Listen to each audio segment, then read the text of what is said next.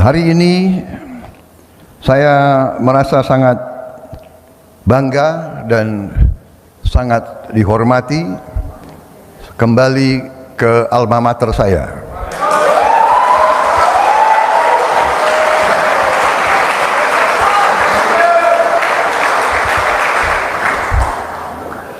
Dan memang masih pantas saya pakai kuning-kuning ini. Jadi memang bagaimanapun Partai Golkar sangat besar rekam jejak dalam sejarah bangsa Indonesia. Partai Golkar ternyata telah melahirkan begitu banyak partai-partai besar lainnya. Ya.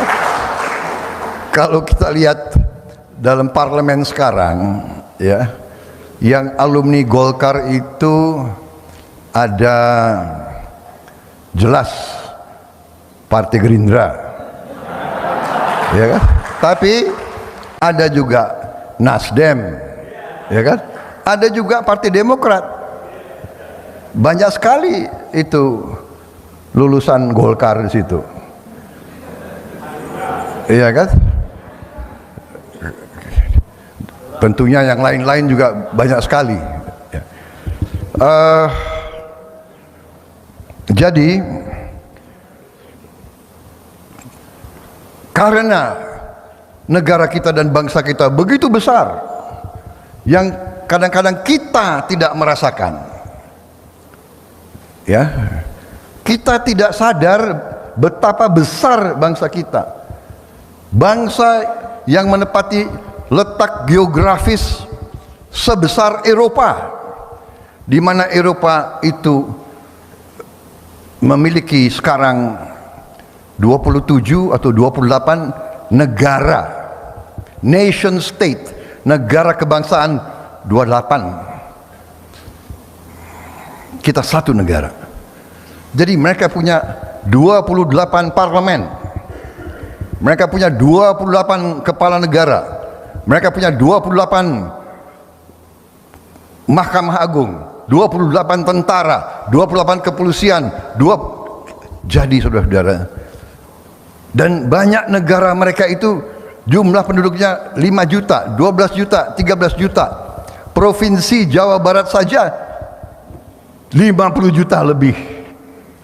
Jadi kita kadang-kadang tidak sadar dan tidak mengerti betapa besar bangsa kita, betapa besar persoalan-persoalan bangsa, tantangan-tantangan besar, betapa besar kesulitan-kesulitan kita, tapi juga betapa kita berhasil. Pertama, membentuk negara di tengah perang lawan penjajah yang dahsyat, yang luar biasa. Dalam sejarah pasca Perang Dunia Kedua,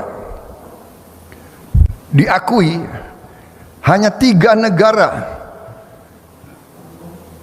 yang merebut kemerdekaannya, ya, sebelum tahun 60 melalui perang kemerdekaan. 3 negara, Indonesia, Vietnam, Aljazair.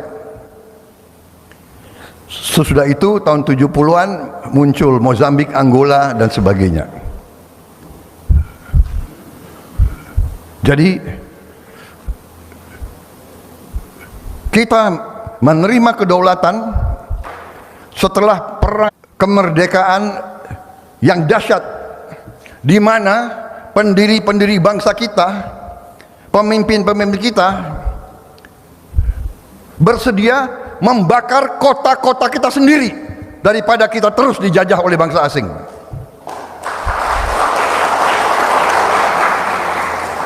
Kita, terutama anak-anak muda, kalian yang akan mengambil alih dari kita semua, jangan pernah lupa, bangsa ini didapatkan melalui perjuangan yang berat, pengorbanan yang besar.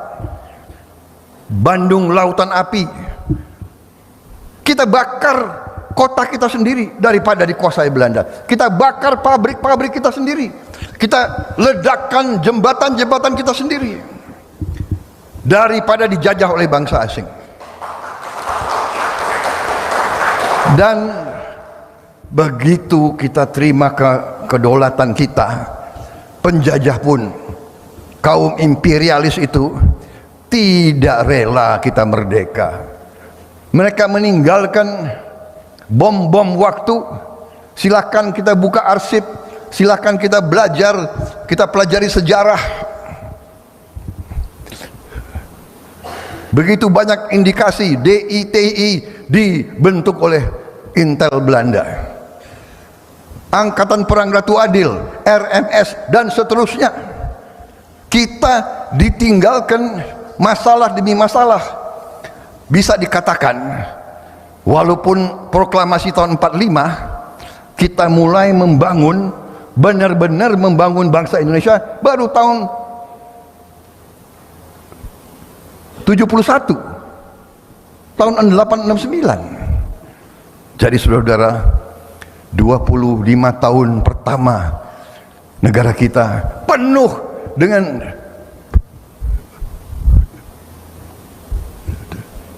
peristiwa perang saudara.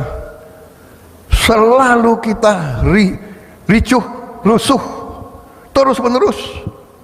Saudara-saudara sekalian, saya dengan senior-seniormu, kawan-kawan lama saya,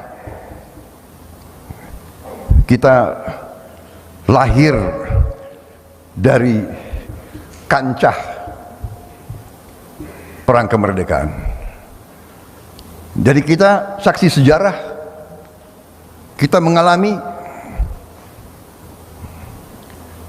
saya mengalami waktu masih kecil, rumah saya diserang oleh masa-masa ya lawan ideologi. Masa PKI waktu itu nyerang di Kebayoran.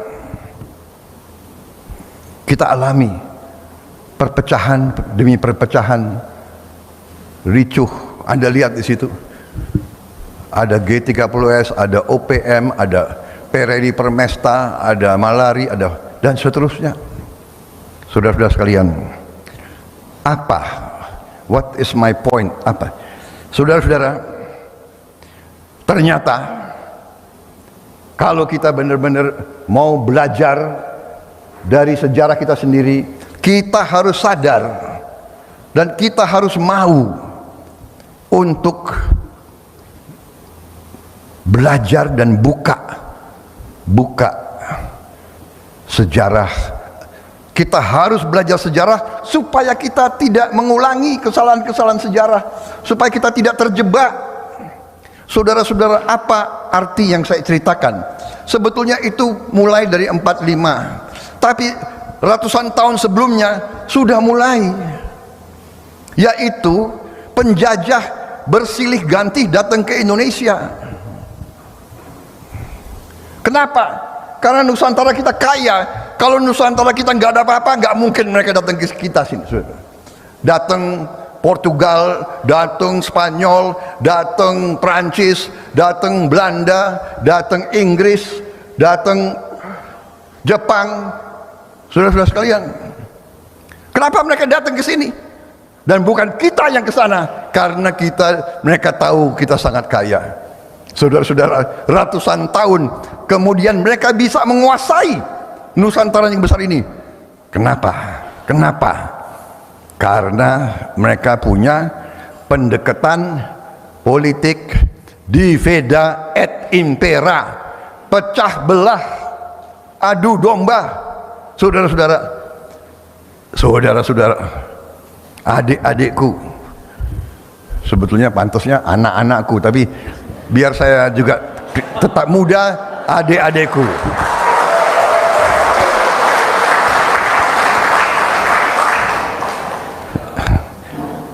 Jadi kalau saya di keluarga saya, kalau ada anaknya ponakan saya, kalau saya datang, Nggak boleh panggil saya Eyang, jangan. Pak D. Eyang, Pak D. Begitu dia panggil Pak D, ini nih gue kasih hadiah.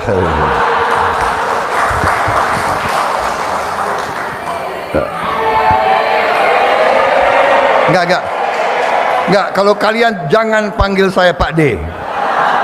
Panggil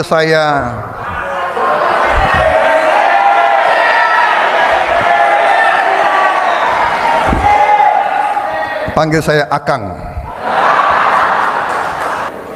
Jadi ini sangat penting. Jangan sampai sekarang ini terus, ilmu ini terus kita mau dikenakan kepada kita. Adu domba, nggak ada apa-apa dibikin apa namanya hoax, ya, berita ini berita itu, orang ini menjelekkan suku ini, orang ini menjelekkan ini, iya kan? Ada nggak ada apa-apa ribut, nggak ada apa-apa ribut, capek kita. Setelah itu karena saya pelaku, saya keluar dari tentara, ya kan? Saya masuk politik. Udah cukup lama ini. Ini pemilu kita yang keberapa, Pak Ical? 2004, ya kan? 2009, iya kan? 2014, 2019, 2024 kelima, 5, nggak kapok-kapok kita. Sebetulnya Pak Ical, sebetulnya ya, Pak Ical ini sudah dikasih nasihat oleh orang tuanya, jangan masuk politik, iya kan? Kalau bisnis bicara 20 menit langsung tahu untung atau rugi, benar nggak? Kalau politik kita bisa bicara 5 jam, nggak jelas juga ujungnya itu.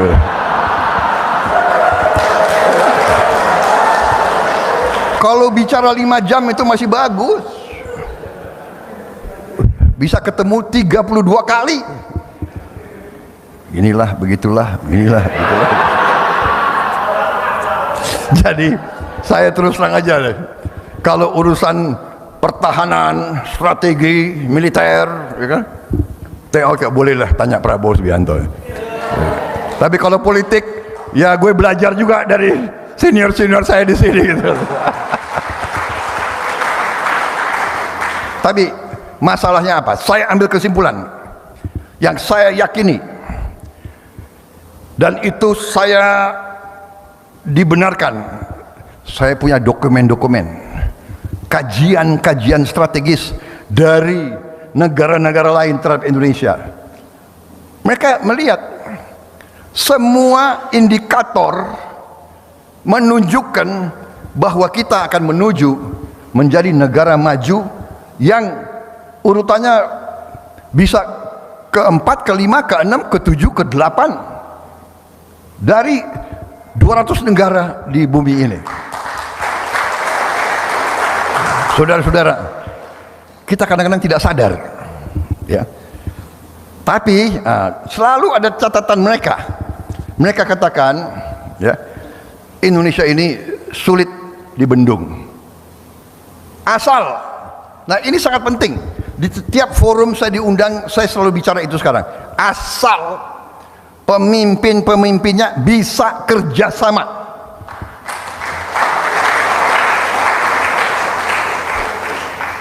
Asal elitnya bisa rukun, Indonesia pasti kita maju jadi negara hebat, saudara-saudara. Kita harus percaya dan kita harus menemukan identitas kita sendiri. Kita jangan terlalu kagum dengan bangsa-bangsa lain. Kita tidak boleh membenci bangsa lain, tidak boleh. Kita harus mau belajar dari siapapun, tapi jangan terlalu kagum. Ini ajaran nenek moyang kita, ojo gumunan, Ojo gumunan. Yang luar Jawa ngerti? Ojo gumunan.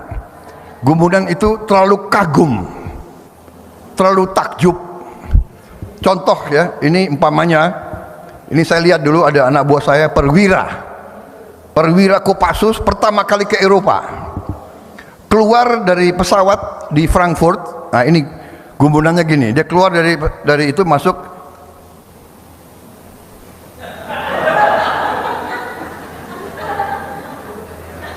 terlalu kagum. Nggak usah kagum, biasa-biasa aja. Siapa yang sudah pernah ke Eropa? Angkat tangan.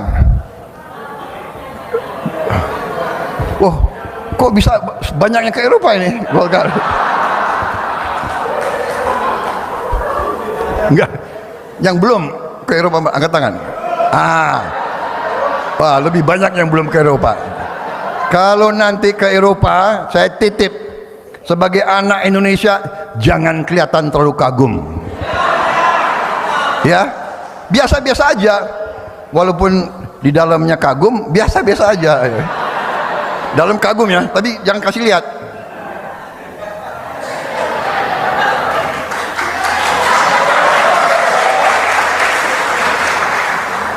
Saudara-saudara, karena apa? Karena banyak gedung-gedung yang begitu indah yang mereka bangun, itu ternyata hasil kekayaan yang mereka ambil dari kita. Saudara-saudara, tapi kita harus koreksi diri kita. Kita harus berani koreksi diri kita. Nah ini yang susah. Kita harus koreksi. Ya, diri kita harus kita koreksi semua. Jadi setelah kita makan apa itu, istilahnya apa itu, garam ya, asam garam ya, asam garam dari naik turun dan sebagainya. Karena ini tokoh-tokoh kalian, senior-senior kalian ini bekas-bekas menteri-menteri semua nih, Menko, menteri, ini orang-orang hebat semua ini. Ya, mereka mengalami, sebelum mereka jadi tokoh politik, mereka pengusaha. Mari kita menemukan jati diri demokrasi kita, demokrasi Indonesia, demokrasi khas Indonesia, demokrasi penuh kekeluargaan, penuh persaudaraan, demokrasi bukan caci maki. Kalau kita caci maki, waduh, kalau kita ingat kesalahan-kesalahan dulu, dia pernah gituin aku, ya kan? Iya kan? Dulu waktu saya ikut konvensi Golkar,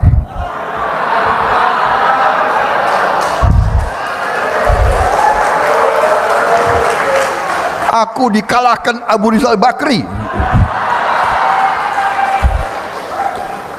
Apa membuat saya harus dongkol atau nggak bisa?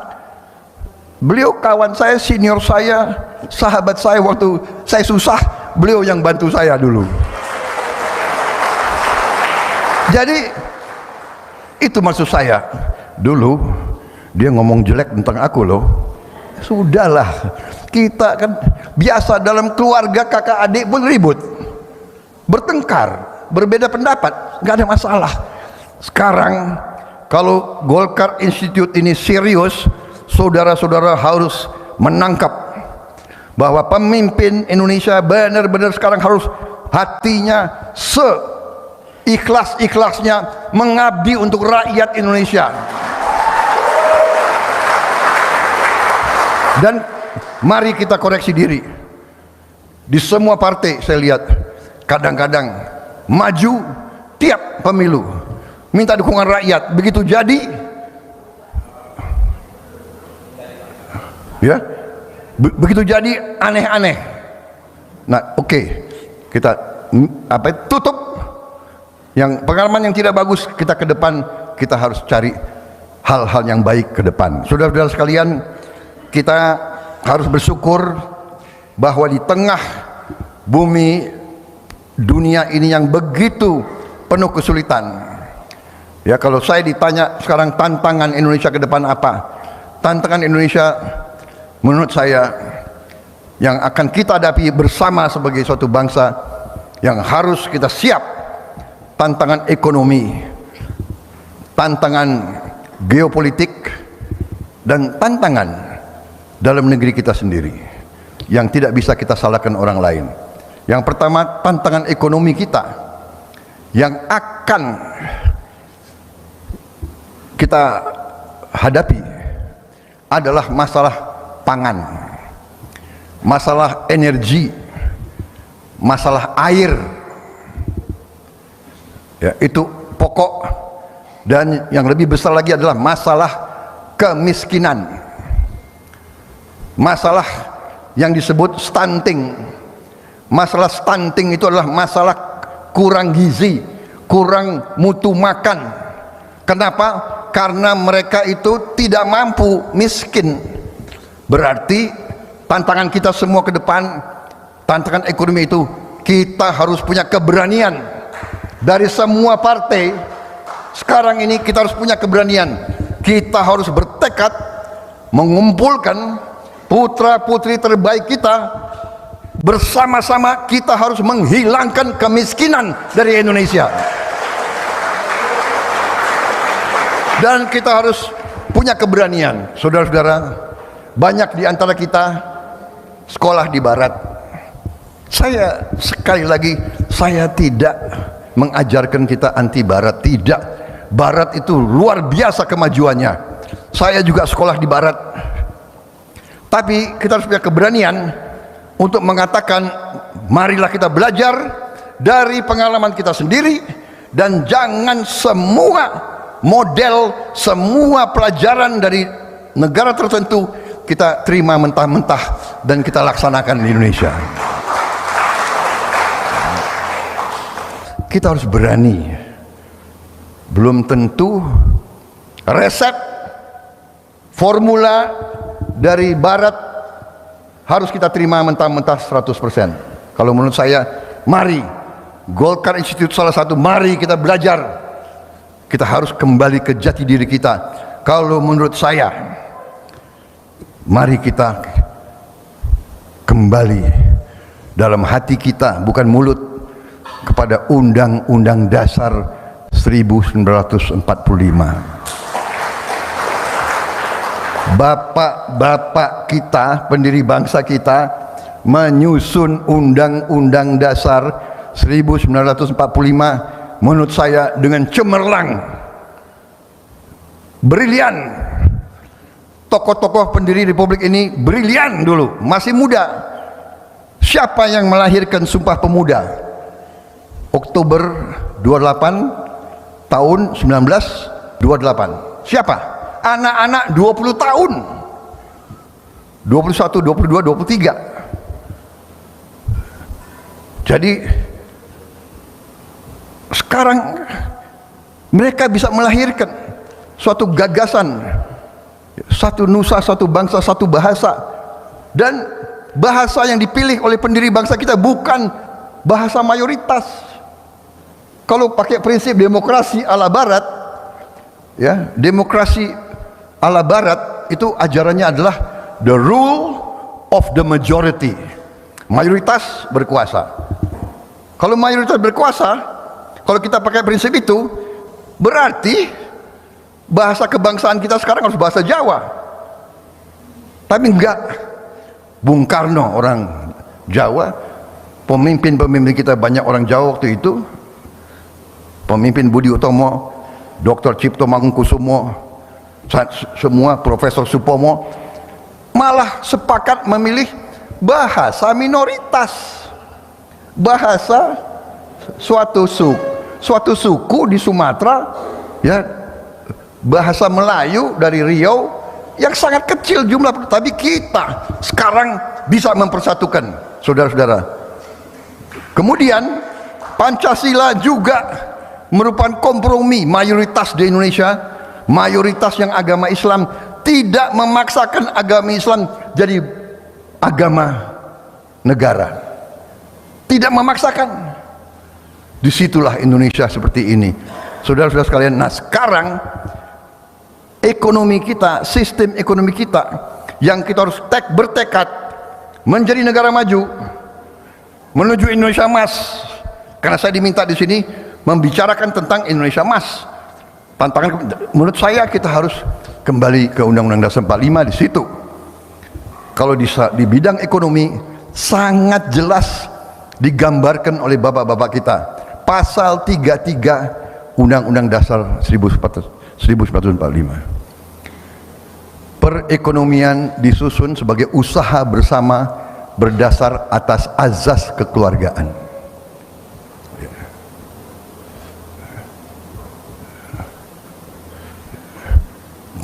Ayat 2, cabang-cabang produksi yang penting bagi negara dan yang menguasai hajat hidup orang banyak dikuasai oleh negara.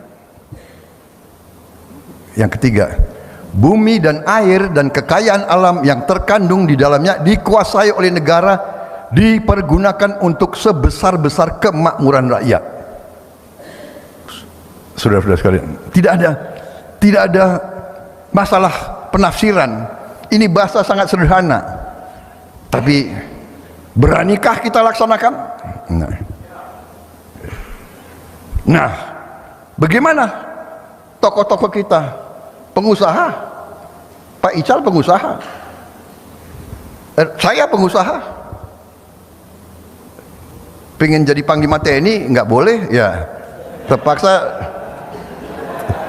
karena pensiun nggak cukup jadi pengusaha kita, iya kan? Tuhan Maha Besar. Pensiun legend Anda tahu? Nggak gue cerita deh, kasihan. Paulus, jangan cerita deh, nanti nggak ada yang mau. Tapi inti yang ingin saya sampaikan, kita jadi pengusaha, ya kita pengusaha Pancasila, pengusaha patriotik. Mungkin lebih banyak dari penghasilan kita lebih banyak keluar, Pak Ical, ya kan? Mendorong ini, mendukung ini, ya kan? Maksud saya, kita ini punya rasa tanggung jawab. Tapi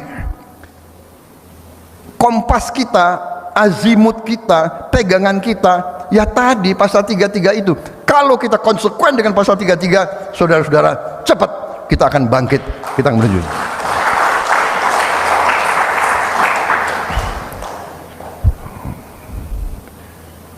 Jadi kita harus sepakat nanti dalam koalisi kita, ya, kita ke depan kita harus jaga benar-benar bahwa APBN, APBD, setiap uang rakyat tidak boleh dibiarkan tidak terkendali untuk kepentingan rakyat semuanya. Itu kita semakin kuat, kita semakin makmur. Strategi kita sudah benar yang disampaikan oleh Presiden Joko Widodo. Hilirisasi ini artinya adalah kita tidak mau jadi penyuplai bahan baku. Kita tidak mau lagi. Kita mau bahan baku harus diolah di Indonesia untuk menjadi bahan-bahan, barang-barang yang punya nilai tambah, sehingga penghasilan kita akan tambah luar biasa. Sebagai contoh, saya disampaikan oleh salah satu ahli industri di Jepang, ada satu refinery, ya, yaitu penyuling menghasilkan BBM. Penyuling itu 70% menghasilkan BBM dikonsumsi oleh masyarakat Jepang. 30%-nya adalah limbah. Tapi limbah itu malah bisa digunakan menjadi turunan-turunan yang bermanfaat. Dari penyuling itu menghasilkan 40 pabrik industri menengah, intermediate industry. Dari 40 itu menghasilkan 60.000 pabrik hilir, 40.000 pabrik hilir dari satu refinery. Jadi apa artinya 40.000 kalau masing-masing pabrik hilir memperkaryakan 20 orang saja, itu berapa? Berapa ratus ribu anak-anak kita bisa bekerja. Itu baru satu komoditas, belum nikel, nilai tambahnya bisa 67 kali, boksit bisa 194 kali, tembaga 77 kali, saudara-saudara. Sawit bisa naik nilainya tambah 79 kali. Kelapa, saya di Amerika, di supermarket di mana-mana orang minum air kelapa di botol, organic coconut water. Saudara-saudara, buka di YouTube, mereka mengatakan turmeric tea adalah menghasilkan kesehatan yang luar biasa, anti kanker, anti ini, anti ini. Turmeric yaitu kunyit, habis itu dia bikin clove tea. Clove tea tidur nyenyak, menurunkan stres, memperlancar digesti. Cengkeh, teh cengkeh, teh kunyit. Saudara cek ajudan saya tiap hari minumnya teh cengkeh dan teh kunyit. Makanya masih. Jadi we are so rich. Kita cengkeh kita punya, kelapa kita punya, rumput laut kita punya. Rumput laut bisa jadi bahan untuk pupuk. Saudara-saudara sekalian, pupuk sekarang jadi masalah. Jadi saudara-saudara, masa depan saudara-saudara kalian gemilang, asal kalian nanti harus belajar, pinter, dan mawas diri. Kalau mau jadi pemimpin politik, jadi pemimpin politik yang benar-benar mengabdi kepada rakyat yang kita cintai. Kita harus bertekad menghilangkan kemiskinan dari bumi Indonesia. Saudara-saudara, katakanlah yang kaya di Indonesia hanya 1%, katakanlah, berarti 2,7 juta. Kalau 2,7 juta orang ini, ya kan, tiap bulan membantu 10 keluarga saja, membantu entah kasih modal, kasih apa, 27 juta tiap bulan, 1 tahun hilang kemiskinan dari Indonesia. Saudara-saudara sekalian, mau atau tidak, berani atau tidak, saudara-saudara, tidak boleh lagi kita membiarkan rakyat kita ada yang susah makan. Tidak boleh. Karena itu saya waktu bersama dengan tim dari Golkar, dari PAN dan koalisi dalam diskusi ekonomi kita tanggal 15 Agustus yang lalu, kita mencanangkan 10 fokus kebijakan. Ini yang akan kita laksanakan. Karena itu saya berharap juga bantuan daripada Golkar untuk mengkaji, menyumbang, dan memformulasikan langkah-langkah implementasi. Ya, kita jangan sekarang bicara gagasan besar. Sekarang harus rencana pelaksanaan. Saudara-saudara, Pak Jokowi sudah meletakkan dasar ekonomi Pancasila yang saya sebut. Kembali ke slide ekonomi Pancasila. Apa itu ekonomi Pancasila? Ekonomi Pancasila adalah ekonomi yang merupakan gabungan terbaik dari kapitalisme dan yang terbaik dari sosialisme. Itu menjadi ekonomi jalan tengah oleh bapak-bapak pendiri bangsa kita. Ekonomi Pancasila adalah ekonomi jalan tengah, terbaik dari kapitalis, terbaik dari sosialis. Nggak bisa kapitalis murni, yang kaya tambah kaya, yang miskin ketinggalan. Sosialisme murni tidak bisa bekerja, ya kan? Orang nggak kerja dan yang kerja disamaratakan, tidak ada inisiatif, tidak ada inovasi, tidak ada kebebasan, tidak bisa. Jadi yang dijalankan harus ekonomi gabungan, mixed economy, jalan tengah, yang terbaik dari kapitalisme, terbaik dari sosialis, ekonomi Pancasila. Ekonomi Pancasila adalah ekonomi yang tidak ragu-ragu untuk intervensi membantu rakyat yang paling lemah.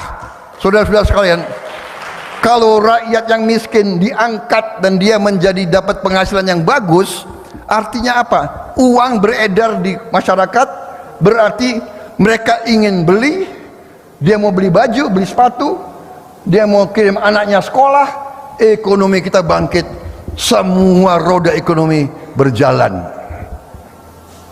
Saudara-saudara sekalian, saya kira kembali ke 10 fokus. Ini yang saya lempar. Saya dibantu oleh beberapa pakar. Pakar-pakar saya sangat profesional. Profesor-profesor itu kalau dilihat, diperhatikan, hampir botak semua. Berarti mereka sangat pintar. Pak Burhanuddin coba buka kopiah kalau bisa. Jadi saudara-saudara, masalah pangan sudahlah, jangan main-main sama pangan. Kita bisa swasembada pangan, sangat mampu. Saudara-saudara sekalian, ternyata Indonesia punya 24 juta hektar rawa. Kalau dari 24 juta hektar rawa saja, 10 juta saja kita pakai untuk pangan sama energi, kita bisa jadi lumbung pangan dunia. Lumbung pangan dunia. Di rawa tidak ada masalah air, ya, tinggal bibit yang cocok, organisasinya bisa 3 kali panen. Kalau 10 juta hektar 3 kali panen, mungkin 1 hektar 4 juta saja, 4 ton per hektar. 10 juta berarti 40 juta ton. Sekali panen. Kalau 3 kali panen, saudara-saudara, mungkin nggak usah 10 juta, 2 juta saja. Jadi ini butuh keberanian. Seperti pindah ibu kota, itu keberanian berpikir. Keberanian berpikir, ya kan? Saya kira demikian, saudara-saudara. Kembali ke fokus, 10 fokus kebijakan. Kembali ke tadi slide 10 fokus, ya, ketahanan energi demikian juga. Nggak usah takut, kita bisa dapat energi yang berkelanjutan dari bio, dari kelapa sawit, dari, ya kan, dari singkong, dari tebu. Nggak usah khawatir, saudara-saudara. Kita nanti yang mungkin bisa jadi contoh green economy, bersih, tidak usah ada polusi lagi di Indonesia. Ketahanan air, kita nggak boleh underestimate masalah air. Kita harus lebih pandai untuk mengurus air dan mengelola air. Saya di Universitas Pertahanan, saya bentuk untuk pertama kali di Indonesia bidang studi prodi air. Di lain-lain universitas ternyata ada tentang pengelolaan air, tentang irigasi air, tapi tentang produksi air kita sedang kembangkan itu sekarang di Universitas Pertahanan. Di Universitas Pertanian kita punya tim mencari titik air dengan teknologi tercanggih, ya, geolistrik yang hampir mirip dengan seismik gitu untuk minyak. Kita bisa menemukan dengan hampir 100% akurasi. 1%. Wah, saya sudah diingatkan, sudah terlalu lama bicara ini. Oke. Pengentasan kemiskinan antara lain, kita harus berani memberi makan siang untuk semua anak-anak Indonesia di semua sekolah Indonesia. Bayangkan kalau kita beri ini, ekonomi di tiap desa, di tiap kecamatan hidup. Para petani akan jual ikan, akan jual telur, akan jual sayur, akan berasnya. Anak-anak kita tidak akan kelaparan. Tidak boleh ada anak Indonesia yang kelaparan. Tidak boleh ada anak Indonesia yang stunting. Golongan karya sekian puluh tahun memimpin Indonesia dengan berhasil mencapai swasembada pangan. Saudara-saudara, bersama kalian, mari kita bangun Indonesia. Mari, sebelum saya dan generasi saya dipanggilnya Maha Kuasa, kita buktikan kemiskinan hilang dari Indonesia. Terima kasih golongan karya. Terima kasih mendukung saya. Saya tutup dengan pantun. Cuaca makannya jagung bakar. Rasanya enak, belinya di Cakung. Hormat saya untuk keluarga besar Golkar.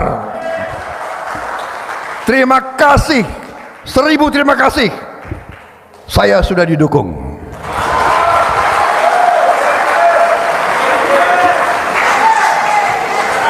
Terima kasih. Terima kasih. Saya minta untuk mengenang nostalgia saya di Golkar, saya minta kalian nyanyi Mars Golkar.